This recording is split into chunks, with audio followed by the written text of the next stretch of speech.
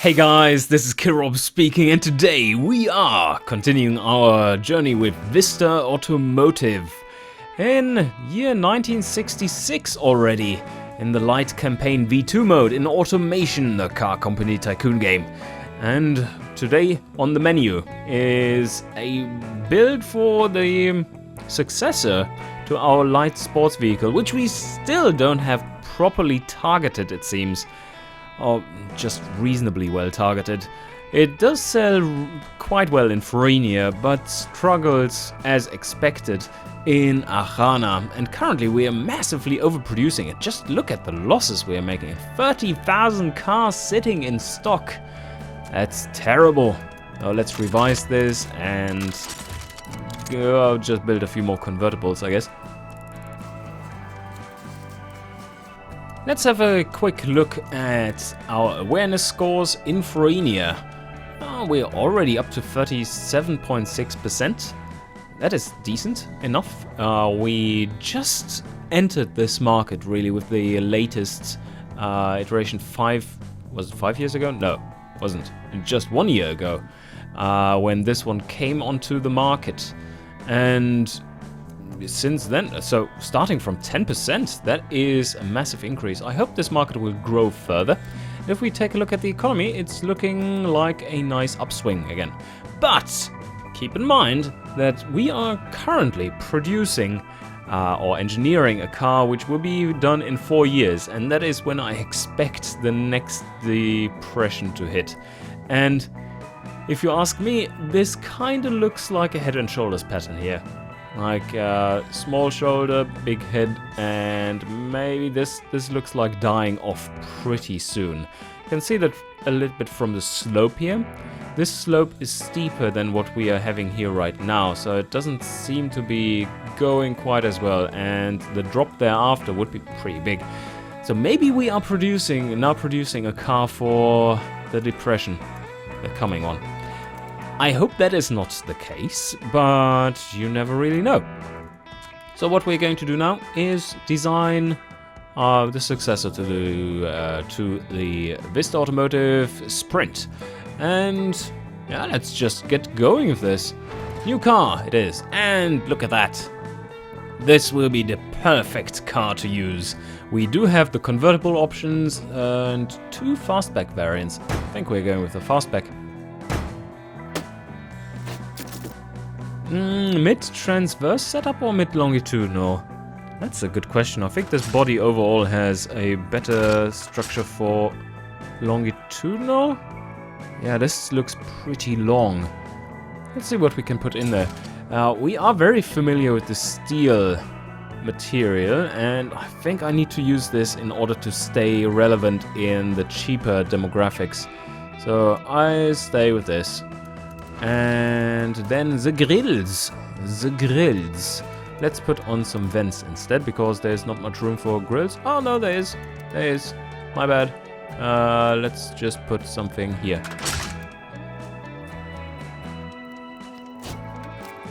And of course our company's standard banana yellow, as it should be. And now let's see what engine we want to use. Probably going for an inline 6 again, if it fits. Let's see. No, it doesn't fit. At least not the big version. And oh, yeah, full alloy is not really a thing, no. So we are using the cast material still. Like, how much do we have to... yeah, not really a fan. That ends up at a 2-liter. We are usually using inline 4s, so I could just go with a flat plane V8, which basically is 2 inline 4s. That should give us still a bit of familiarity, and that also means that we can rev a bit higher than usual. And we shall go with the 3-valve version. That is a good choice, I think. And 2.5 liters? It seems reasonably powerful already. Maybe we want to drop this a bit if we are revving that high. 2.2 liters, tiny V8.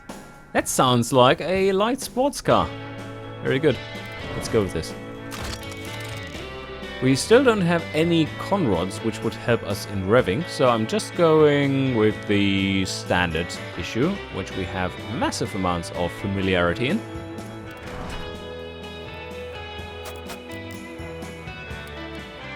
And now we have 4 tech pool here, of course, just as before, and I'm settling with +8 or +9. Let's see, 311 and 280.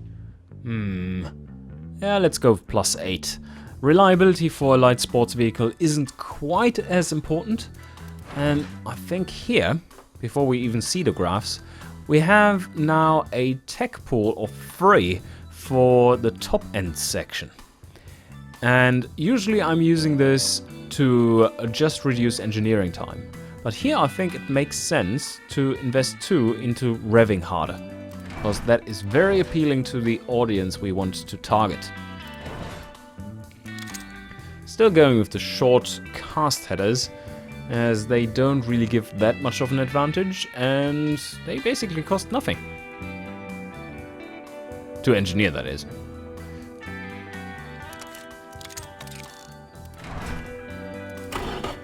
"135 horsepower as is, and let's see how high we can rev before this engine decides to die. Oh, it can rev really high. It's starting to die here. So we can put in more cam profile. It's kind of killing the torque in the middle, so maybe not the best option. And that is the only thing we can do in order to combat that, is to put in more quality here. So you can see the performance index is rising quite a lot by just putting that in, even though we're not making that much more power. So yeah, I think I'm going with +3 and lower this a bit. We don't want to run into reliability issues that would destroy our company reputation, and that is very valuable. Oh, not going there, but performance intake, that's neat, and we do make enough power for this setup certainly to warrant this. I could go for DCOEs, but no, we do want to build familiarity in the 4-barrel. The exhaust can be opened up a bit. 145 horsepower. What do we like better? Slightly better acceleration or slightly better top speed and acceleration and when you are revved up? I think we might need to actually open this up a bit like this, because we still haven't optimized the fuel octane. Let's do this now. Just get it there, and this is close enough. Yep, 153 horsepower out of this one. I think the engine is solid, very solid engine, and good enough power, especially considering the small capacity. It's somewhat lightweight, 172 kilos. How much would it weigh if we went for full alloy? It would weigh 130. Wow, that's a big difference. That is actually a massive difference. But now I want to build up tech pool first before I go there, and not before 1970, which is kind of suicidal. It takes a lot of engineering time. But in case we end up with a very low engineering time compared to what the car takes, then I shall reconsider the engine build and choose full alloy.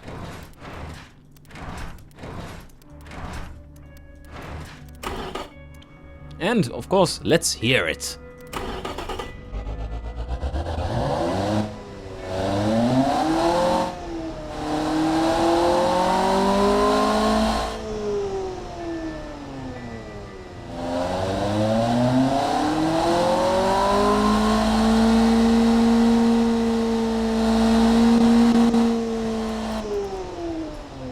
Yep, definitely sounds the part, so I'm happy with this one. 91 fuel octane, that is perfect for the markets we are selling into. Otherwise, if it were Gazmir, you could go still with leaded. I think they have a leaded ban, which is a little bit later. But gearbox, automatic, 2-gear! Yay! Best gearing setup ever. No, we're going with a 5-gear here for this one. No overdrive gear. And second gear to 100. That should optimize acceleration without getting us too much wheel spin. On the other hand, we might even be able to go with setup like this. Although that is, from a spacing point of view, that is not sporty. It will give you a massive amount of acceleration. And now you ask, why can we do this in this case then, Rob? Well, the answer is because most of the weight is actually above the rear axle. And that means that the rear tires will grip like crazy.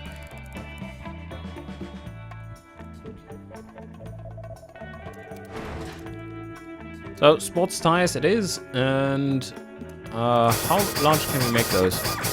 What? 700s? Ah yeah, the buggy. Looks like a massive buggy. 205s? Yeah! 205s, and then in the front like 155s or something? 165s maybe? Maximum? Let's put those out though. Looks stupid otherwise. Okay, there we go. Steel, sure. How much do they cost? 372, okay.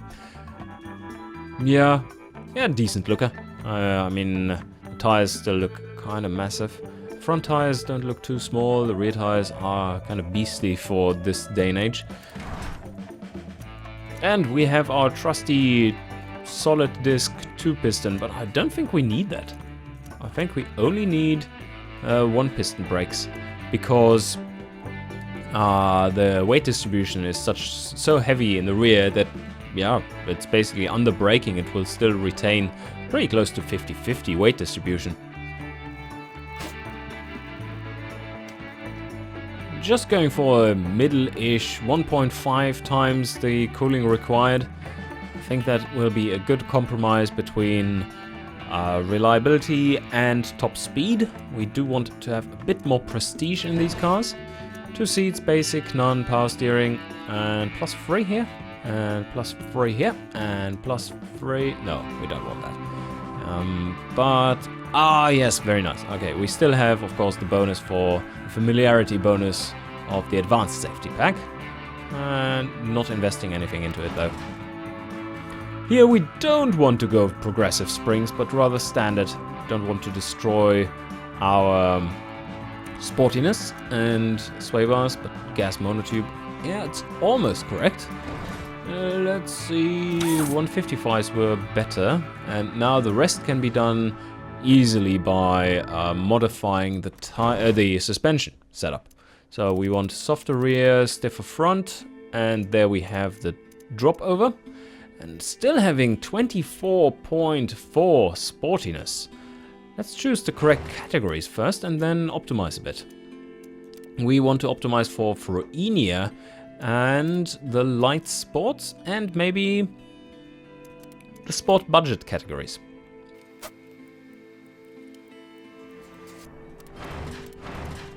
The brakes. Yes, the brakes. Not bad. But on the other hand, we do need more brake power. So can we just do this via pads is the question. Oh yes, we can. Let's go with this one up to 80 as well. There we go. So now we have decent enough braking and don't incur the costs of having the 2-piston brakes, which would really weigh heavily. Just look at that. 128 versus 208, and that's ×2, the difference ×2. So that's a good 150 bucks right there. And that's not to be laughed at in this circumstance with the buyers having budget issues. As you can see here, 44.6, that's right where it matters the most.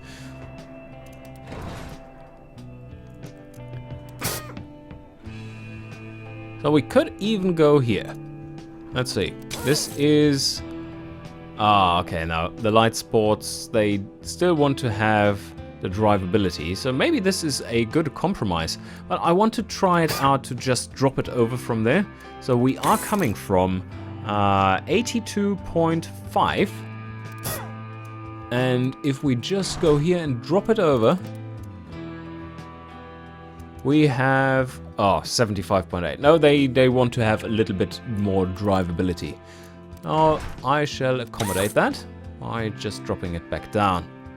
If we were to drop it even more, we are then losing stuff, not only because of the 4% difference there, but like everything is shit. So, no, not doing that. The sportiness there, yeah, I think we might even want to... No, we want to be closer to the drivability, because that is the higher value here. So overall, I think that makes the most sense, just to keep it middle-ish there. Regarding the gearing, wow, 0 to 100 in 7.9 seconds. That's a fast car. What about the top speed though? No one likes the top speed. Also, I see we have 0 wheel spin. That's neat. Are we still... Yeah, 7.7 seconds. And 7.7 still. Yes, let's take this. No wheel spin because there's so much weight on the rear axle. Perfect. I like that. What more to do? What more to do? I think we are done here. And now let me just quickly check the engineering time. So 2.9 years for the car and 2.9 years for the engine. Well, that doesn't sound bad. Let's take a look. So we have a very high familiarity for the drivetrain, wheels, aerodynamics, interior, entertainment, suspension. Of course, this value will go up once we add trims, that is for sure.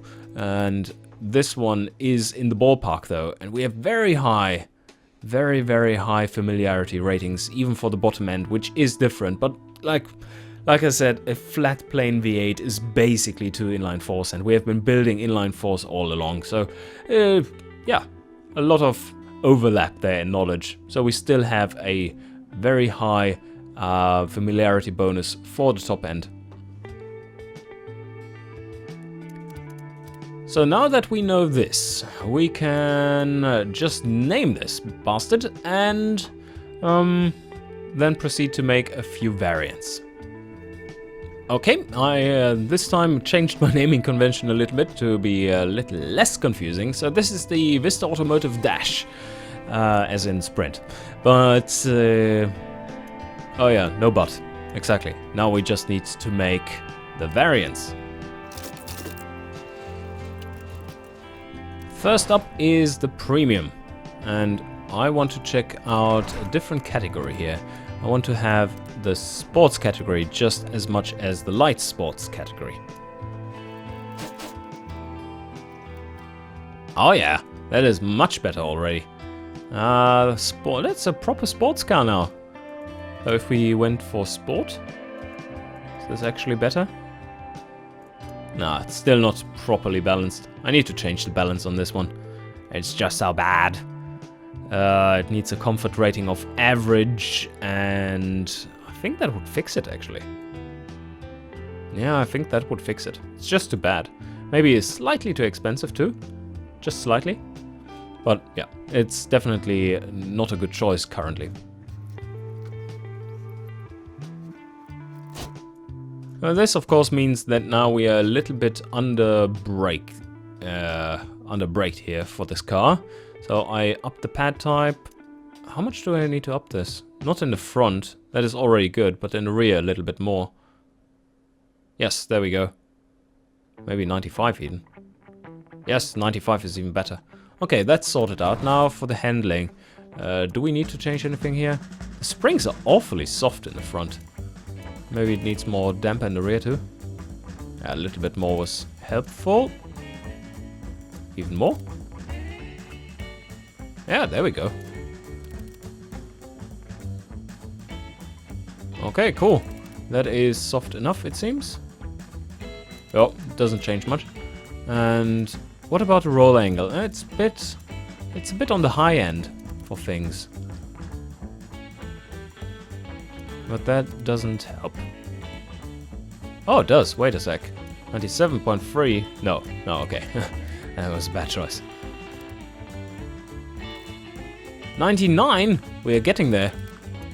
Take a look at this. Oh, that was too far. 99.9 in sport. And there we go, 99.5. I do like to contain the oversteer though. That is not something I want to dabble in. How did the light sport react? Oh yeah, they really love it. I'm going with this. Also, I want to increase the camber. Like this, maybe? Yes, 107. I forgot to optimize this part for the base variant, so let me just do that to be sure that we all have a properly set up car. This was awfully soft. And now I can increase this and get a bit more of that. And now for the sway bars. There we go. And can we go even more higher? Nope, we can't. But now...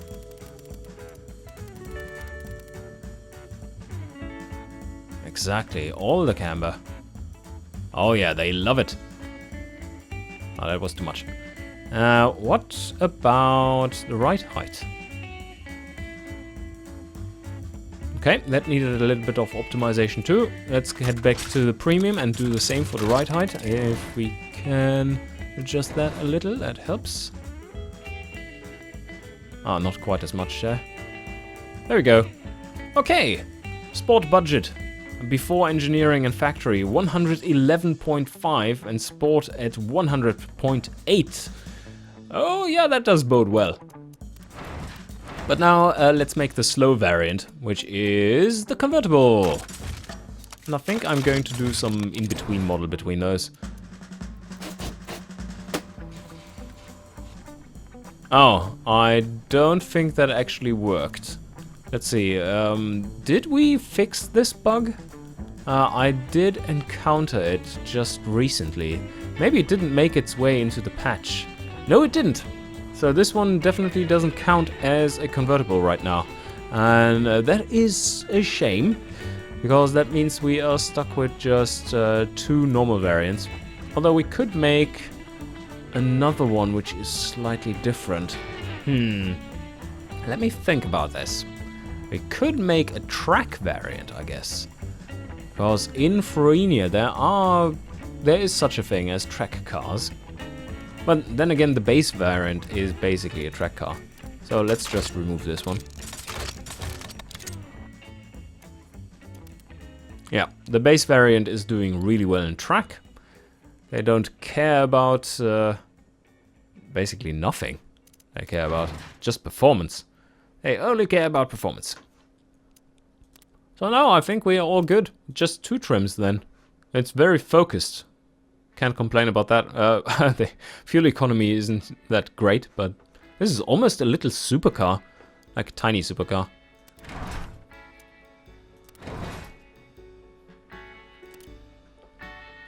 Okay, 3.1 years. And let's up it to something reasonable, like 65. And that ends us up at 3.7 years. And 3.7 here as well. We don't have engineers, but we don't really need to either. So I accept this one. Top end, this is all still very good. We are choosing a sprint production.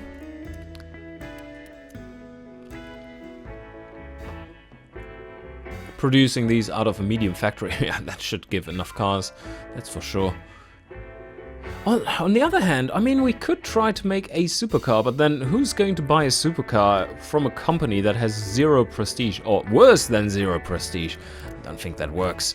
So the Warstück plant it is, but we can make it a bit more automated, because it's tiny and it doesn't cost us much. Just look at that, super cheap. That is very inexpensive. It's like 3 months of profits or something right now. So I'm not too fussed about getting the automation level higher here to make sales go even better. And there we go. Look at this. It's all green. It's all green in Fruinia. And even if we are marking this one up to 20% and this one to 20% as well, just as a base. Or 30% even. Oh yes, just look at how well it is doing here. Even in the track categories. Maybe we are getting enough sales with this one now then. Light sports. It's finally doing well in the category we were aiming for. And this is right between Light Sport and Light Sport Premium, it seems, from a desirability point of view. Like the choices, the design choices we made. So we are selling well in both categories with our premium version. Set it up about equal, and there we go. 230 million. Yeah, peanuts. I mean, we are filthy rich right now. So let's start this. And one thing I don't want to forget is to prepare ourselves to get into alloy engine blocks. So I want to speed this one up and get there quick. So I'm investing 3 here. Wow, the lab starts to cost a lot of money. Oh, yes. But I want to invest quite a bit here. I want to get this to something like +3 or 4 effectively. Probably just as high as the top end, so that we can cheaply engineer it later on. Yeah, that might be the way to go. Put all the money into getting tech pool there, so that which we then don't really use. We don't have that much use for it, but we instead get leave it alone and get a cheaper engineering and just shorten the time, and later on engineering is one of the main costs. Yeah, sounds like a good strategy. Oh, now I think we are all happy, and the market is... Oh yeah, that was the thing. Yes, the market. The market will be on a downturn once again, once these cars are hitting the asphalt.